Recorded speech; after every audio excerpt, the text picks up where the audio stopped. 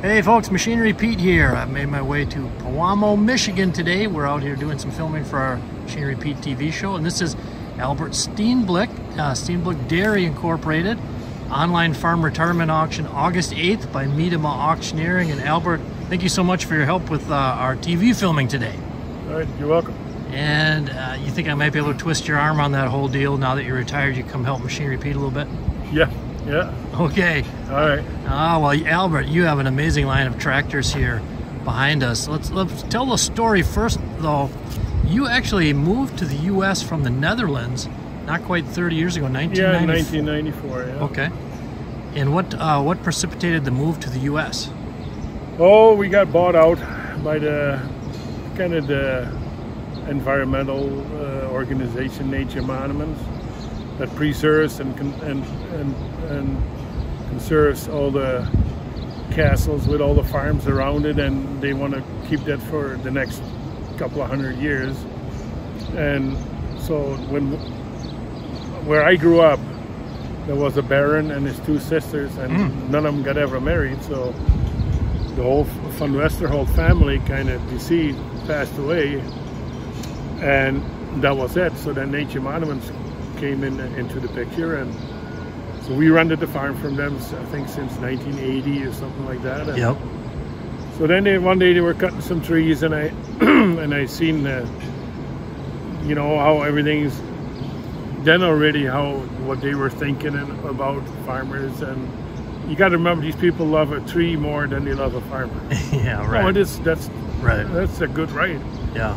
That's what they think, you know. But that's the mindset. Yeah, and that I don't agree with it was probably pretty obvious. Yeah. So they were cutting a bunch of big old oak trees, healthy as can be.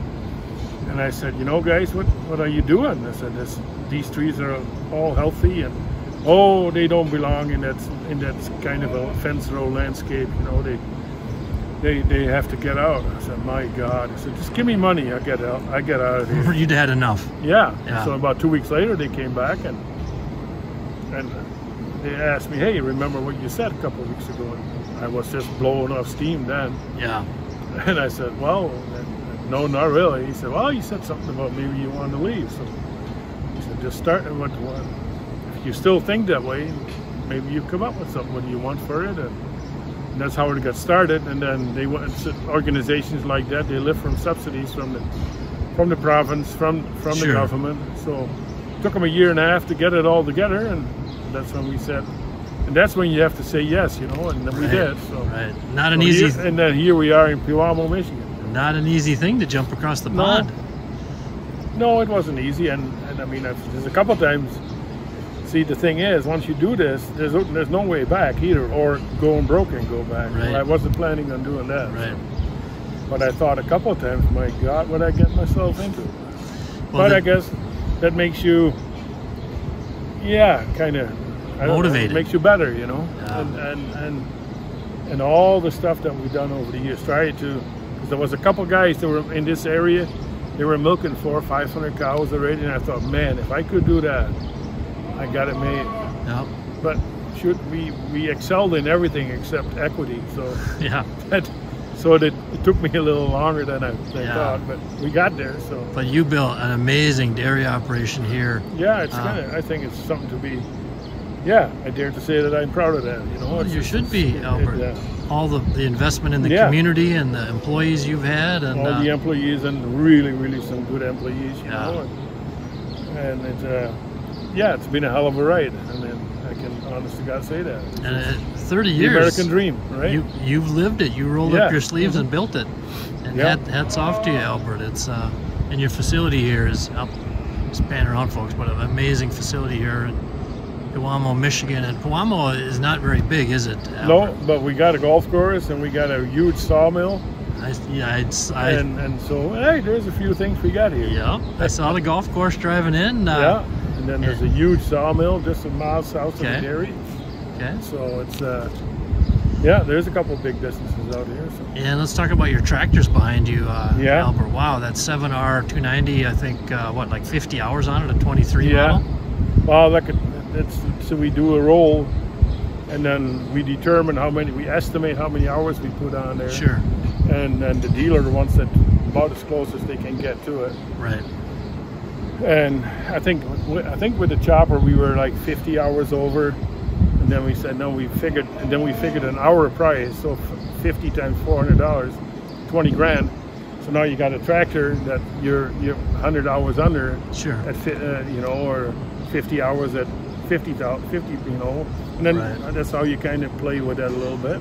And you'd been working, it used to be Bader's, and then later with Hudson. Okay, yeah. Great John Deere dealer up here in Michigan. And folks, again, the auction is August 8th, MiedemaAuctioneering.com or Miedema Asset Group. Folks know Sid and the great team out there, Jeremy. And down at the end of the line there, Albert, we have an 8RX 410. I think that only has like 182 hours on it with warranty. Yeah, that was a planting tractor, and we packed corn silage with it on a pile, and and then, you know, if some track, but those are not tractors you want to go down the road with. You know, those are strictly for on the packing pile or field work. You know. Right, and we got a big boy in there, a 9R 640. Yeah. 22 model, I think. The blade sells separate, right? Yeah, the blade is going to be sold separate. Now, you sold a lot of the equipment to the farmer who was going to continue here. Brian, who bought the farm here, he bought, money-wise, probably half of the equipment that we had out here. So. And you sold a few pieces privately, but this then auction... I sold a little bit of that stuff privately, yeah. The auction August 8th, folks, also has some really nice tillage equipment. A Degelman Pro Till 41, a Landau Finisher 8550, I think. And is your planter back in the shed here? The planter is right back here in the shed. Yeah. Let's tell people a little bit about the planter, Albert.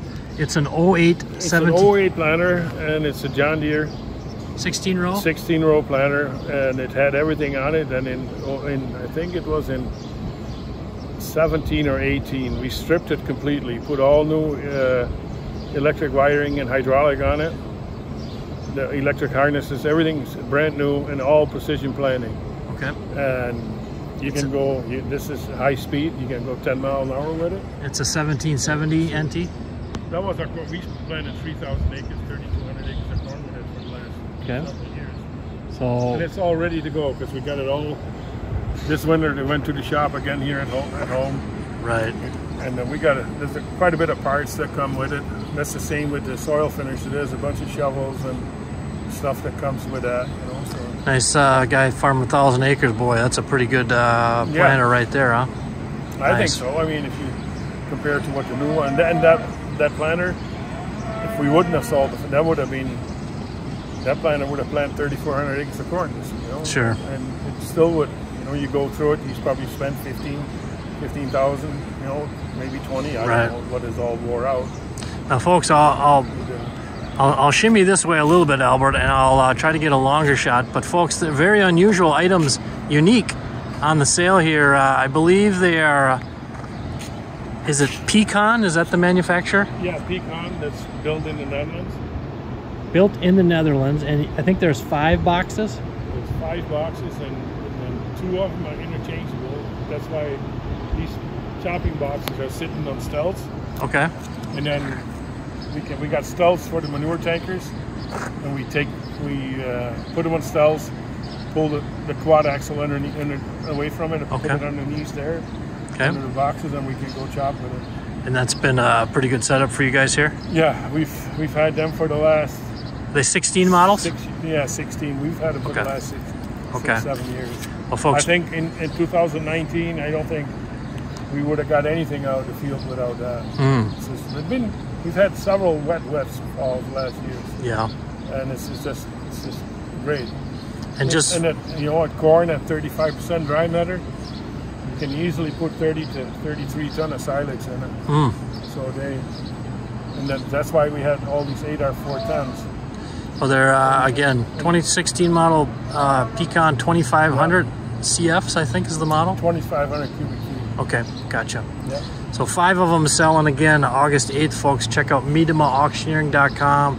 You can see the beautiful line of late model John Deere tractors. Those are all, I think, they're 22 models, and then the 7R290 is a 23 model.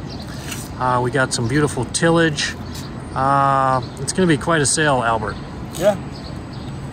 going to be good. And again, thank you for your help for our Machinery Pete TV show. And watch for these upcoming episodes, folks. And again, check it out. It's August 8th, MedimaAuctioneering.com.